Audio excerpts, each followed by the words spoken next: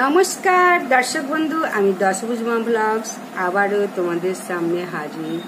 আশা করছি তোমরা প্রত্যেকে ভালো আছো, সুস্থ আছো। তোমাদের সুখ শান্তি কামনা করে আমি আমার আবার একটি ব্লগ শুরু করছি। আগেও বলেছি, আবারও বলছি, বুধবার ফল হারিনি অমাবস্যা, তাই সেদিন বাড়ির সদর দরজায় বেঁধে দিন এই বস্তু, দোষ দূর হবে এবং প্রচুর অর্থ আসবে, বাড়ির সমস্ত দোষ দূর হবে।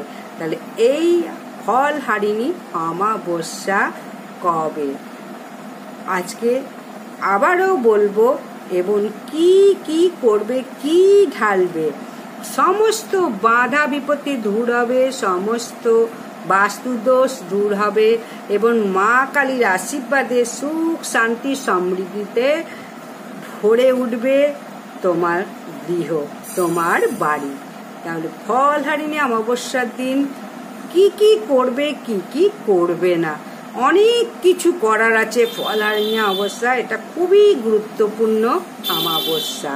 জ্যৈষ্ঠ মাসে অমাবস্যাকে ফল হারিনি অমাবস্যা বলা হয়। এই সময় মা এই দিনকে চাই। এই ফল হারিনি অমাবস্যা কথার অর্থ এটাই, সমস্ত খারাপ ফলকে হরণ করে সমস্ত সুফল মা আমাদের দিয়ে থাকে। তাহলে ফল হারিনি অমাবস্যাটা আবারও বলবো, প্রত্যেকে করো। এটা খুবই গুরুত্বপূর্ণ অমাবস্যা। মনে করা হয় এই অমাবস্যা তিথিতেই মা কালী তার উপাসকের ডাকে অবশ্যই সাড়া দেবে এবং তাদের যা ইচ্ছা মনস্কামনা তাদের সেটা দিয়ে থাকেন। আমরা জেনে না জেনে অনেক কিছু পাপ কাজ করে থাকি, তাহলে সেই সমস্ত কর্মফল, পাপ কর্মফল হরণ করে থাকেন মা কালী। বছরে আর 11টা তিথির থেকে এই তিথিটা, এই অমাবস্যা তিথিটা বিশেষ গুরুত্বপূর্ণ। এই মা কালীকে পুজো করার সঙ্গে সঙ্গে তাহলে একটা জিনিস দরজায় ঢেলে দাও, মা কালীর আশীর্বাদে সমস্ত বিপদ মুক্ত হবে।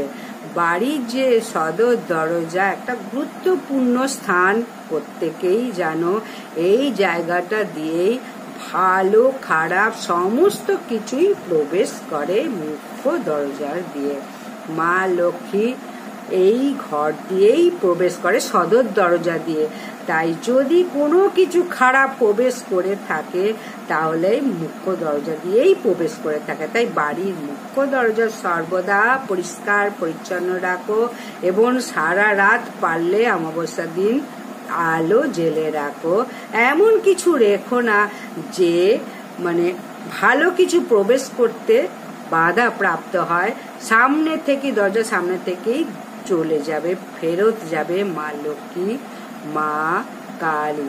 তাই এই সদর দরজার সামনে এই বিশেষ একটি মা কালীর আশীর্বাদ ধন্য অমাবস্যা তিথিতে বাড়ির মুখ্য দরজার ডান দিকে সুন্দরভাবে যদি বেঁধে থাকো, তাহলে যত খারাপ নজরই হোক, যত দোষই হোক, গ্রহ দোষ, পিতৃদোষ, সমস্ত দোষ থেকে মুক্তি পাবে। কেউ খারাপ করতে পারবে না, কালা জাদু করতে পারবে না, টোনা টাটকো করতে পারবে না। সমস্ত নেতিবাচক জিনিস দূর হয়ে যাবে, কোনো বাস্তু দোষ থাকলেও দূর হয়ে যাবে। এইসব দোষের ফলে বাড়িতে কোনো রকম উন্নতি হচ্ছে না, সমস্ত কিছু খারাপ হচ্ছে। তাই তার জন্য এই কাজটি অবশ্যই করো।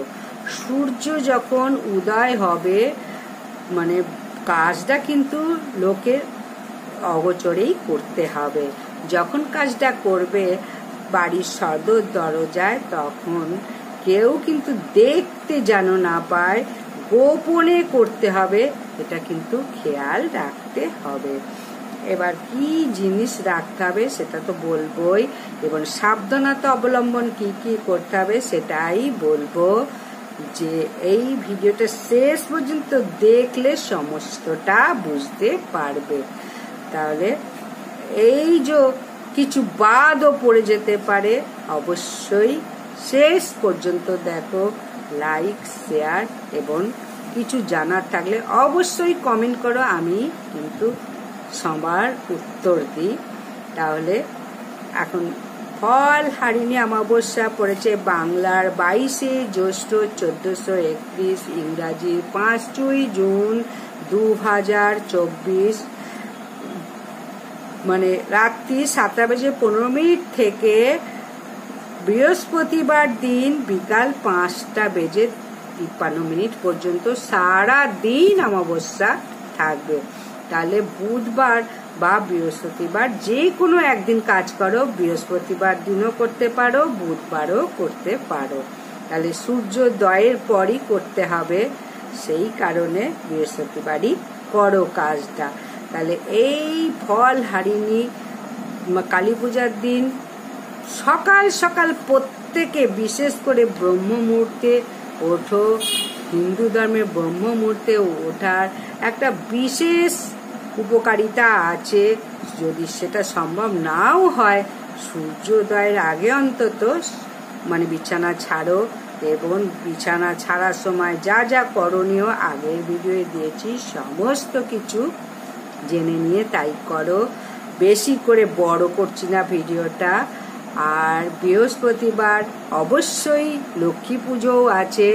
মা ঘর পরিষ্কার করে স্নান করে মা লক্ষ্মীর পাও আঁকতে পারো। সোজা মা লক্ষ্মীর আলপনা দিয়ে ঠাকুর ঘরে চলে এসো। মা কালীর পূজা অবশ্যই এই দিনকে করো। নিত্য পূজা যেমন ভাবে করো সেভাবেই করো, কিন্তু মা কালীকে একটু ফল মূল নানান রকম সমস্ত কিছু ফল মিষ্টি নৈবেদ্য সাজিয়ে দেবে। প্রদীপ ধূপ তো জ্বালাবেই, শঙ্খ বাজাবে, শঙ্খ বাজিয়ে তবেই ধূপ দ্বীপ জ্বালাতে হয়। আর একটা নিখুঁত পান, তার উপরে একটা সুপারি গোটা, অক্ষত আতপ চাল, আর একটা তার মধ্যে সিঁদুরের তিলক দেবে। অবশ্যই সুপারি, পান, মানে সিঁদুরের তিলক দিয়ে, অক্ষত আতপ চাল দিয়ে মা কালীকে সেদিন লাল জবা ফুলের মালা দিয়ে পুজো করো। লাল ওড়না পরাও যদি সেরকম মূর্তি থাকে বাড়িতে। এরপরে মানে সুন্দর করে লাল টকটকে একটা জবা ফুল দিয়ে যাবতীয় পরিয়ে যাবতীয় সমস্যার কথা মায়ের কাছে জানাও, এবং সেদিনকে একটা ঘিয়ের প্রদীপও জ্বালাও।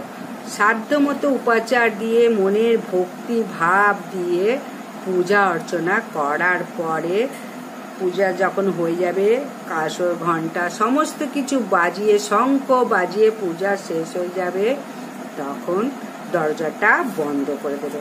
দরজাটা বন্ধ করে দেওয়ার পর হাত তালি দিয়ে আবার দরজাটা খুলবে। খুলে একটা লাল শালু কাপড় নেবে। নেওয়ার পরে যে ওই পান সুপারি চাল দিয়েছিলে, আতপ চাল, অখণ্ড আতপ চাল, সেই জিনিসটা, আর মায়ের কাছে যে জবা ফুল দিয়েছিলে সেই একটা জবা ফুল নেবে। তাহলে একটা শালু কাপড়ের মধ্যে কি কি থাকলো? পান, সুপারি, অক্ষত আতপ চাল আর মায়ের প্রসাদী লাল জবা দিয়ে সেটাকে খুব ভালো করে বেঁধে একটা পোঁটলা বানিয়ে নিয়ে ভালো করে গিঁট দিয়ে সেই জিনিসটা নিয়ে বাড়ির প্রত্যেকের মাথায় ঠেকাও, এবং সমস্ত মনস্কামনা যেন পূর্ণ হয় এই বলো। বলে ডান দিকে সদর দরজার ওপরের দিকে রাখো।